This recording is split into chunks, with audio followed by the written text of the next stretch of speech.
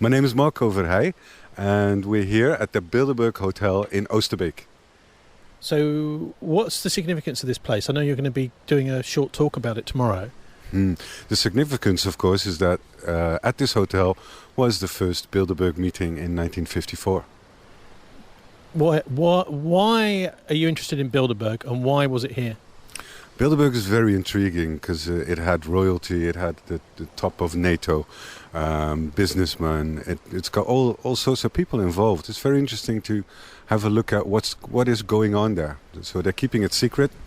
That also ignites the imagination. So people come up with theories and conspiracies and yeah. What's the relationship with government? Because we like to think the government's in charge, but we also, in the back of our minds, we know that the rich and the powerful are out there too, big business and banks. Yeah, I think that that is called the deep state, the power behind the government, and that's where you get into secret services. That's why I think that those secret services got together and organized this. Now, as a movement within the NATO countries after World War II, why Holland? Why should something like that start in Holland? Surely just as easily in France, Britain, Germany or another country. The person that was mentioned first is, of course, Jozef Ratzinger, who is a Polish guy. He was in London in the war and he met Paul Rijkens, who was the number one of Unilever. And they got together in London, and after the war, when Ratzinger had his plan, he contacted Paul Rijkens. And Paul Rijkens was really into this idea of getting together in a casual way. And so he contacted Prince Bernhard, who I think chose the location. Why do you think that? Why here? Yeah. I think that because he had experience here. He was here before the war even. So he married into the Dutch royal family in 1937, only 2 years before the Second World War started, but he'd come from German aristocracy in Bavaria originally, and he was in the Nazi party, the SS. I mean, he seemed to have a foot in both camps almost. Yeah, that's a good one. Yeah, no, definitely. He's a guy where you go like, hey, you were in both camps. Definitely. Yeah, but you see, also, you should say the same about companies like Unilever and Shell. Exactly. Yeah, so that's where you go to say the public is being told one story, but behind the scenes there's intrigues going on and there's friends that are supposed to be enemies. It's all very confusing. Tell us a bit about Unilever. What kind of business is it and where was it based and how was it involved in Bilderberg?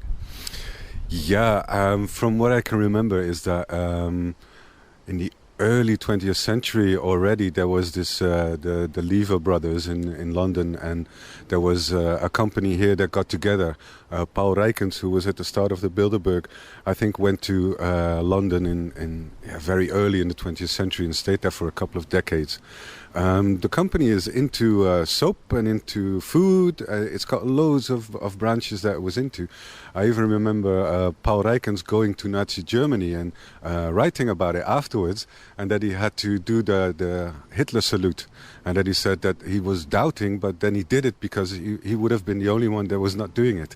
And he was there for negotiations with Hitler and with Goering, and with Goering he got together to make a plan to build this huge whaling ship that went into the South Atlantic. Interesting business, because even though Unilever owns hundreds of brands still to this day, it's not a company that we necessarily know even exists in the background. Mm-hmm. You know that it's Unilever. If you look at the package, there is a U, a big U, that consists of several symbols. Yeah. That's how you can recognize a Unilever product. Sounds like a code. Yeah, no, it is. They don't write Unilever, it's just a little code where if you're in the know, you know that it's a Unilever product. Yeah, but it's their logo, yeah, so. Okay, so what about the significance of these kind of big corporations that are maybe not necessarily well known to the public, but they are really not national anymore? Of course, they're transnational. In fact, they're even on both sides in the Second World War. Yes, exactly, and then their ties to the government is huge. They, you can say that these multinationals here in Holland, we had our Prinsjesdag a few days ago, where we were only talking about dividend tax. Yeah, because this is something that the multinationals want to get rid of. The government is trying to get rid of because their friends are the multinationals. And when the people say, no, we want to keep it, then they say, no, that's populist. We don't want that. we work for multinationals. What is this tax? I'm not really an expert on that. I'm sorry. What's the significance of Bilderberg today? Because it started 10 years after the Second World War, 1954, 10 years after the battle here, anyway, in Arnhem. But it's still going, isn't it? It's still going strong. Every summer, well, May, June time, there's a big meeting, 120 of the richest, most powerful people in the Western world. And apparently it's the place to be. If you're a politician or maybe an academic and you get invited here, what they say in The Economist is there's no more above this. You've reached the top. Could be, yeah, for that sort of region in the pyramid. I think it's not really the top. It is just below the top. So there is a chance for people from below that to get into that region of power.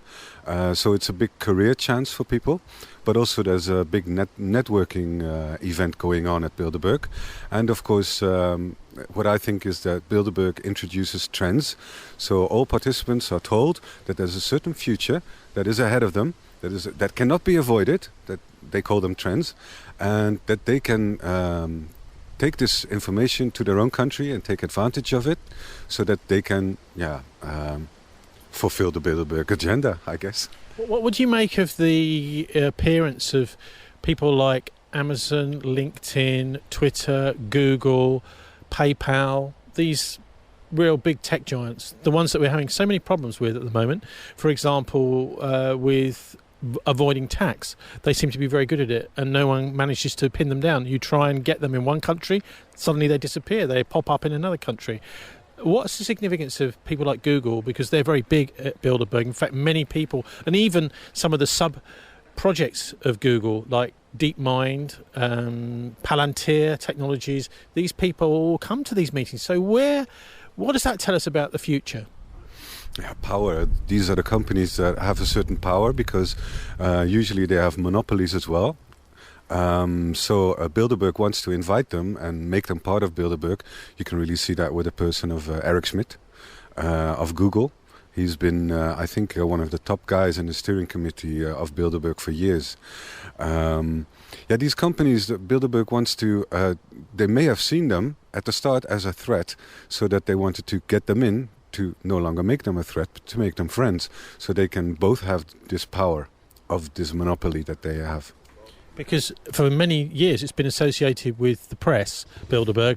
I mean, Google now is the press in many ways. People search for their news on Google and this sort of thing. So I was reading recently one of the first German participants in 1954 at Bilderberg was this guy Rudolf Müller, who was the founder of the Frankfurter Allgemeine Zeitung, which is one of the most powerful newspapers in the whole of Germany now.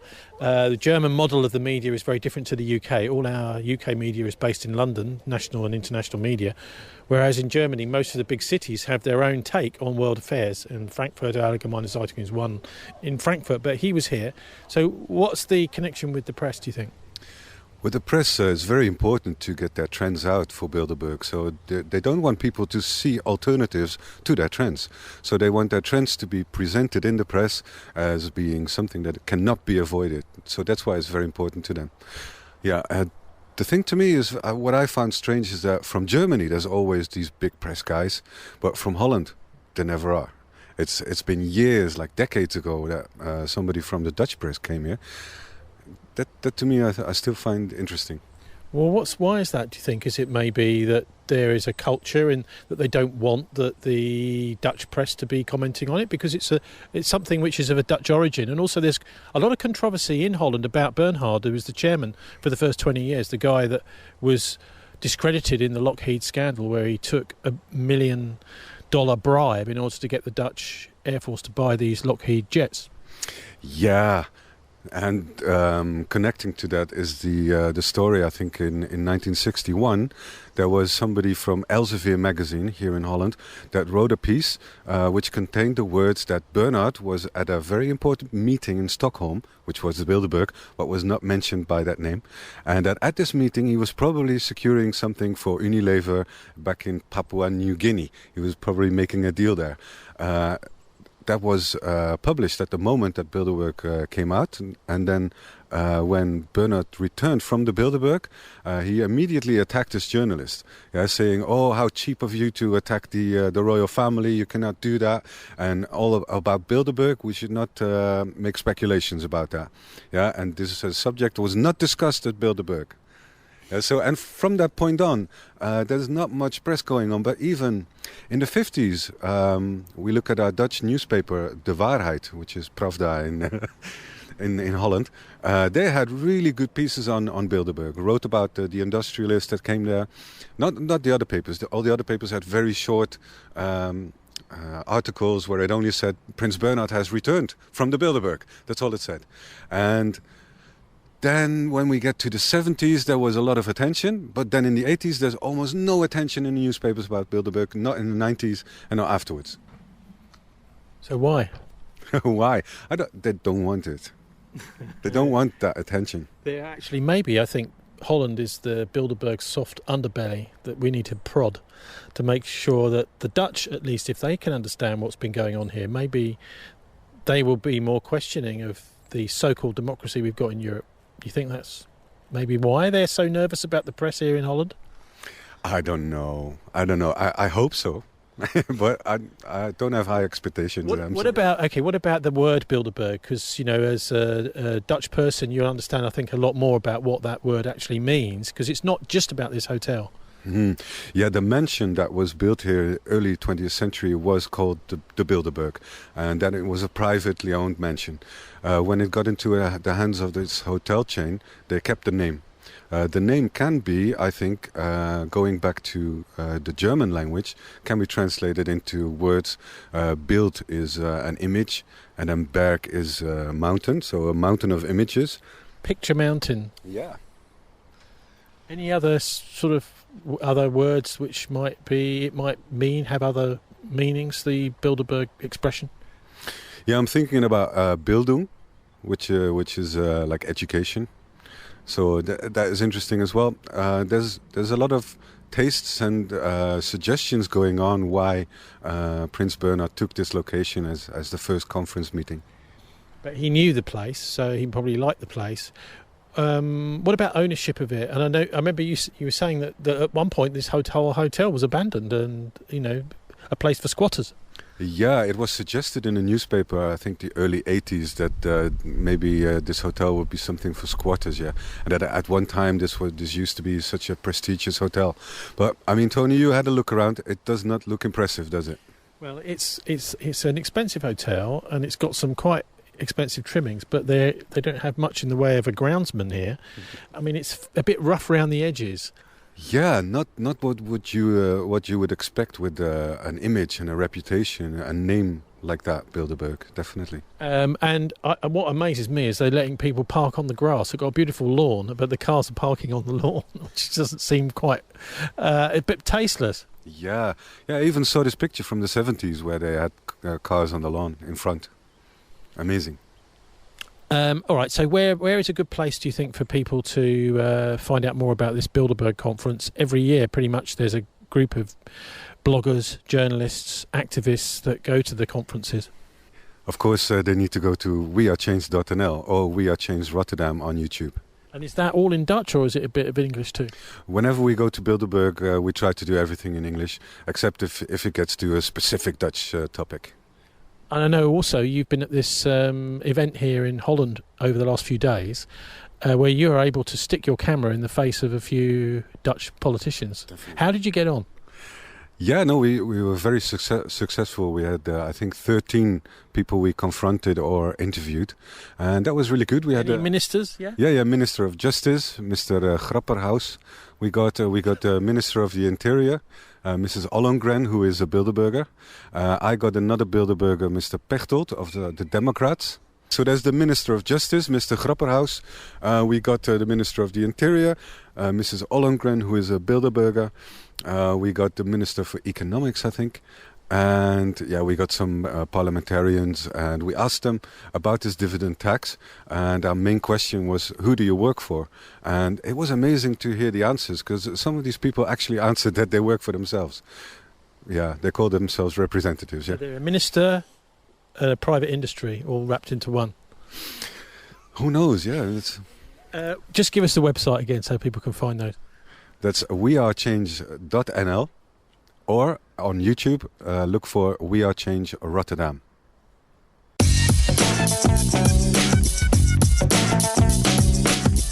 You're listening to dialectradio.co.uk, your local community radio run by volunteers.